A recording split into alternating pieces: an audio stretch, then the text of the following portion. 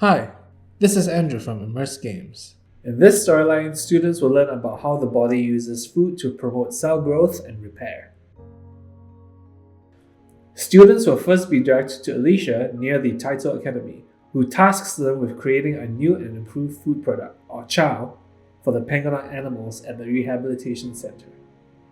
Students will learn about the various roles that the organs in the digestive system play.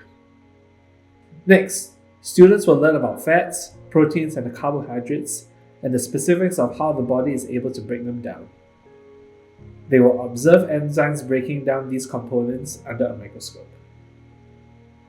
Following that, students will observe 3 Panganogs perform various physical activities, each having been fed a diet high in fat, protein, and carbohydrates respectively. The performance of the Panganogs will be tracked.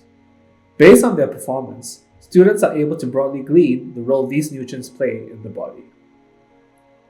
Subsequently, Alicia will realize that the Panganogs being fed the new chow that have supplemented fats, carbs, and proteins are somehow experiencing symptoms of a protein deficiency.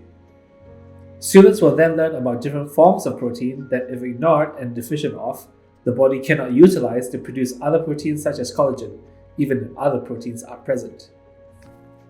Students will then fix the Panganog's protein deficiency by choosing additional ingredients to add to the chow, all that include necessary building blocks for collagen production.